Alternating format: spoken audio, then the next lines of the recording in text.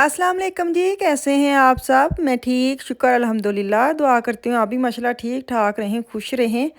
चलें जी बिस्मिल्लाह करते हैं। मुझे ना कितने दिन हो गए मैसेज आ रहे थे कि जो फर्नीचर की शॉप्स हैं, मोबिल की शॉप्स हैं, काफ़ी ऐसे हैं जो यहाँ पे नए आए हैं और उनको ऐसी शॉप्स का चाहिए विज़िट जो सस्ती भी हों और अच्छी भी हों। मेरी तो चैनल पे हैं लेकिन वो बहुत पुरानी है।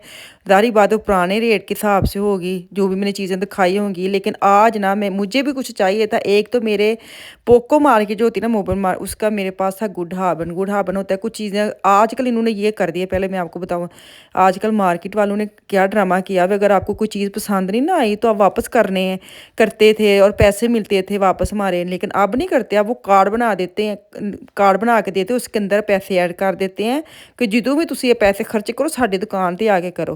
इस वजह से मेरे पास इनके 54 यूरो का एक कार्ड था। मैंने कहा चलो आपके भी मैं काम कर रहा हूँ जो आप लोग कहते हैं, तो मैं खुद भी अपनी जो चीज़ें लेनी है वो ले आऊँ, ताकि वो जरा कार्ड कार्ड च कार्ड च जेह्ड़े पैसे मतलब पे ने ना वो हालांकि पूरा 1 साल 2 साल गारंटी होती है, लेकिन वो मेरे कुछ महीने भी नहीं हुए और मुझे वो खट्टा करे तो मैं किदों उन्होंने यूज़ करन जाना वे, वो घट यूज़ करूँ तो मैं बहुते ला के ते आ गई हाँ। खैर पोको मार्केट में आई हूँ, मैं अंदर जाने लगी, मौसम बड़ा ही अच्छा था। आज मैं कल्ली गड्डी घुमा के तो मैं आ गई। मैं क्या आज मैंने जाना ही जाना है, क्योंकि मैं काफ़ी दिनों से ना उनसे माज़त कर रही थी, निकला नहीं जाता ना। मसला है कि तुसी सोचते हो ना कुछ ते हो कुछ जाता है।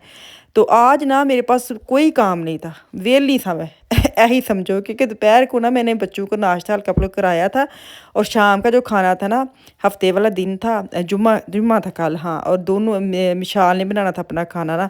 तो जब मैं घर आई मैं आपको आगे जाके उनकी दोनों की बताऊंगी, भाई की और बहना की, कि क्या स्टोरी है। अच्छा मुझे ये वाला एक वो मैंने बॉक्स दिखाया ना गार्डन में, मैंने कल भी बात की थी ना, गार्डन गार्डन आजकल दिल गार्डन गार्डन हुआ है तो ये मुझे बड़ी अच्छी लगी थी घास ना। मुझे चार पीस जो थे ना वो 99 मतलब 100 यूरो के 4 पीस। मैनू यह नहीं पता समझ आती कि 4 पीस अगर मैं खड़नी हाँ तो पूरा एरिया मेरा कवर अगर हो जाता तो मैनू बेस्ट लगा सी। वीडियो मैं बना लिया आई अगर मेरे मियाँ साथ होंगे ना तो उन्होंने फटाफट जरबा तकसीमा दे के ना तो हिसाब ला लेना सी। मैनू नहीं पैमाइश का पता लगता ना उत्थे जाके कि मीटर है सेंटीमीटर है, जी अगर मैनू कोई चीज़ चाहिए भी होंगी तो हमेशा इन्हों पता होंगे कि चीज़ किन्ने मीटर की है तो उत्थे चलेगी नहीं चलेगी। मैं वीडियो बना के ले आई, मैंने कहा इनको दिखाऊंगी अगर तो हमारे वो जो गार्डन की साइड पे जिसमें ग्रास नहीं आ रहे ना उधर ये लगा लें, और बारिश के अगर ना ख़राब हो तो ये बेस्ट ऑप्शन मुझे लगा था। बड़ा साफ सुथरा नीट नीट ना 100 यूरो ही है ना, बंदा ला लवे साफ तो हो जाता है।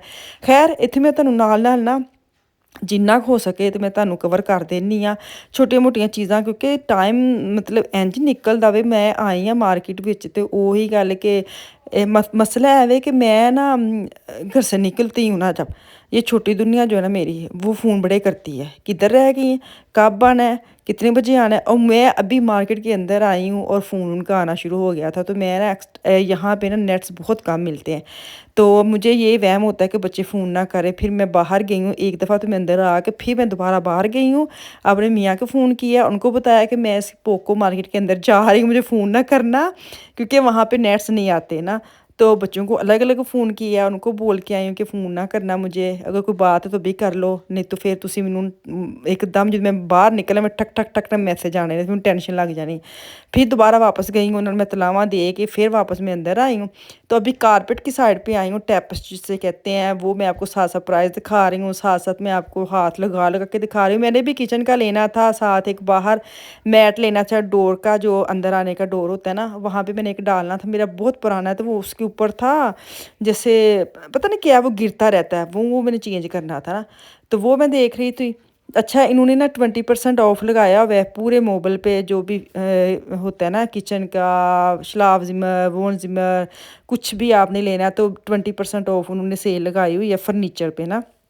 बाकी भी काफ़ी चीज़ें उन्होंने सेल पे लगाई हैं, इन्होंने टैपिश बहुत सेल पे लगाए हैं, इन्होंने डेको बहुत सेल पे लगाई है, इन्होंने आगे वो बिजली की जो चीज़ें होती हैं वो बहुत ज़्यादा से ये देखिए 25 कितना बड़ा कारपेट था, बड़ा ही अच्छा मुझे लगा ना। तो वो कहते हैं ना कि जब घर में ज़रूरत ना हो फिर ਐਵੇਂ ਬੰਦੇ ਨੂੰ ਸੇਵ ਮੈਨੂੰ ਇੰਝ ਲੱਗਦਾ ਜਦੋਂ ਤੁਸੀਂ ਆਪ चीज़ां घर बनाना ਹੁੰਦਾ है ना, क्योंकि हम लोगों ने देखा जब भी आप घर कोई भी आप घर का काम शुरू कर लेते हैं और उसके आपको चीज़ें चाहिए ना तो उदों कदी नहीं लभदियां, महंगी तरीन लभदी ते मजबूरी ना ਅਸੀਂ चुक के ले आने। लेकिन ਜਦੋਂ ਤੁਸੀਂ ਕੋਈ ਕੰਮ नहीं घर ਦਾ करना उदों ਤੁਹਾਨੂੰ इंज लगता कि हर पासे सेल है, हर पासे सेल है। जैसे आजकल पाकिस्तान में सेल थी ना 25 को सफ़ायर पे, ਮੈਨੂੰ ਇੰਨਾ ਹਾਸਾ ਆਏ वीडियो ਵੇਖ ਵੇਖ के सफ़ायर पे हर साल ऐसे पंगा होता है।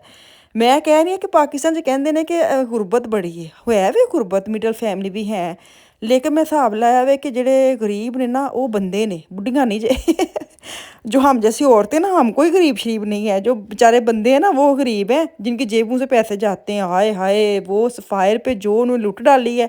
और यकीन करें, उनके ग्रुप के ग्रुप जो नीचे बैठे हुए हैं, लाइनों में लगे हैं ना काउंटर पे, तो रश इतना ज़्यादा और इतनी लंबी लंबी लाइनें हैं कि औरतें ग्रुप के ग्रुप नीचे बैठ गई हैं कि ਜਦੋਂ ਵਾਰੀ ਆएगी तो उदू चले जावांगे।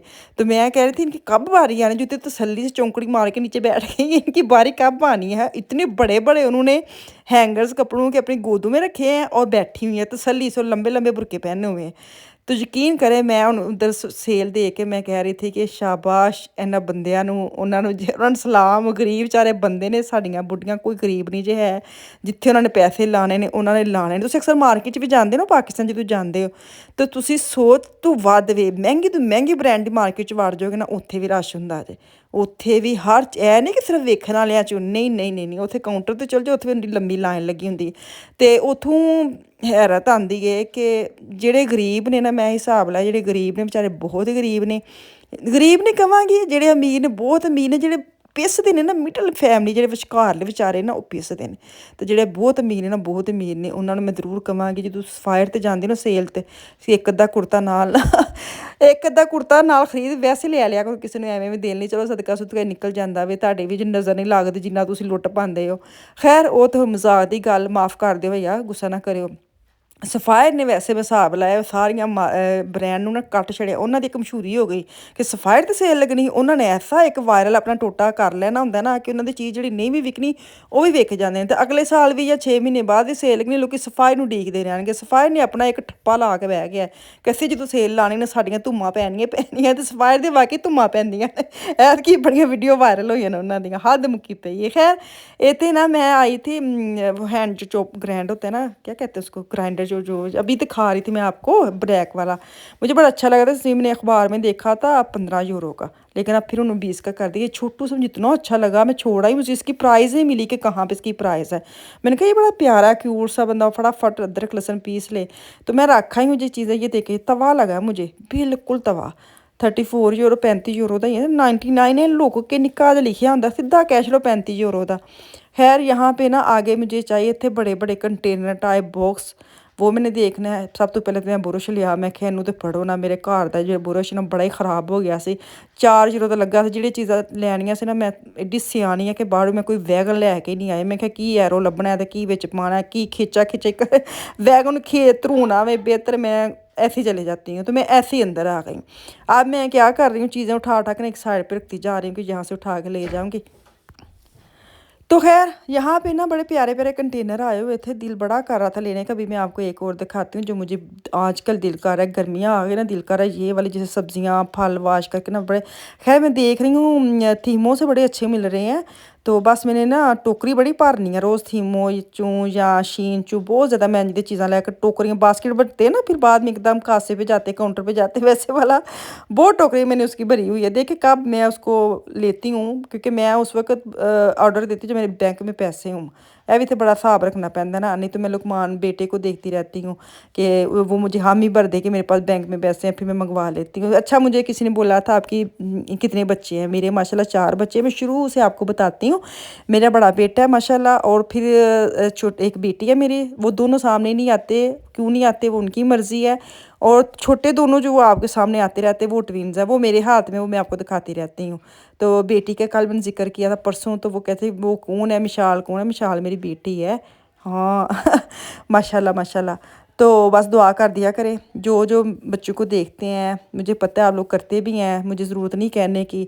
तो सब बच्चे अपने ही होते हैं, दूसरों के बच्चे भी अपने ही होते हैं। जो जो माँ बन जाती है ना, उसको सारे बच्चे अपने ही लगने लग जाते हैं। तो मुझे पता है जो भी आप लोग देखते हैं, प्यार देते हैं, दुआएं देती हैं, आपकी नज़र नहीं लगती, लेकिन फिर भी बड़ों की दुआएं चाहिए साथ, तो मेरे बच्चों के लिए ज़रूर दुआ किया करें। चले जी वापस आ जाते हैं ਟੌਪਿਕ पे मैं कंटेनर इसलिए लेने आई हूँ। मैं तुहानू हुणे दसां कि बाद च दसां। फिलहाल मैनू ये लंबा कंटेनर बड़ा ही अच्छा लग्या थे, 25 यूरो का आया। मैंने इसीलिए उठा लिया क्योंकि मेरे कार्ड में पैसे थे, मुझे बाय हैंड पैसे नहीं देने थे। एक ये था 10 यूरो का कंटेनर था और ढक्कन 5 यूरो का। तो खैर ढक्कन के बगैर तो मैंने नहीं लेना था। अच्छा मैंने दोनों ले लिए। मैंने कहा देखती हूँ जाके जिस काम के लिए मैं लेके जा रही हूँ, अगर तो मुझे सही लग गए तो मैं फिर यही लूँगी ना। ਇੱਥੇ ਬੜੀ ਰੈਸਟ ਕਰਨ ਦੇ ਸਭ ਬੱਚੇ ਕਿਚਨ 'ਚ ਕਿਦੋਂ ਦੇ ਠਕ ਠਕ ਲਾਈ 8 ਵਜ ਗਏ ਤੇ ਕੋਈ ਦੁਪਹਿਰ ਦਾ ਨਹੀਂ, ਸ਼ਾਮ ਦੇ 8 ਵਜ ਗਏ। चले जी वापस आकर मैं सोफे पे बह गई। सब मिशाल ने आज बनाना था खटोफल ऑफलोफ, उसने स्टार्ट किया काम और साथ भाई ने भी अपना पतीला कड़का रहा। पतीले में उन्हें कीमा भुन के अपनी सॉस बनाई है। मैंने इन्ना हासा हुआ, मिशाल वाले मैंने तरस हुआ, बेचारी ने इतनी सारी चीज़ें खरीद के लाई है। और सारे बच्चों को कहते आज मैं खाना बनाऊँगी। भाई आया फटाफट अपना उन्हें पैन च पा के चीज़ां उन्हें अपना तैयार भी कर लिया। और दूसरे पासे बेचारी का हजे पास्ता उबलन दिया है। तो मैंने ना गुस्सा चढ़ा, मैं लुकमान आज उसको बनाने दे, कल आप बना लेते। लेकिन खैर दोनों ने खाना बनाया, दोनों का बड़ा मज़े का बना था। तो खैर ये मैं लेके आई हूँ। कल जो मैंने छोटी सी शॉपिंग की थी, ये मैं लेके आई हूँ किचन के लिए मैट। मुझे बड़ा अच्छा लगा था क्योंकि मेरा kitchen black dark grey shade type आ रहा है। मुझे पता था ऑफ वाइट कलर जल्दी गंदा हो जाना, पर मैं की करा, मैनू सोहना ही यही लगा सी। तो यह मैं मैच करके आंदा वे। तो बाद डोर च जो आंदा मैट, वो मैं तुहानू विखा दिंदी हाँ। डोर वाला मैं सुटवाया वे, मैं झाड़ू फेरिया तो इनू मैं हुण विछा लगी। मैनू बड़ा प्यारा ब्राउन लगा। स्टिकर लावां ना, मैं क्या इन्हें कहना नवा लै गई। चलो जी इत्थे मैनू दवो इजाजत, वापस आवांगी कल। अल्लाह हाफिज़।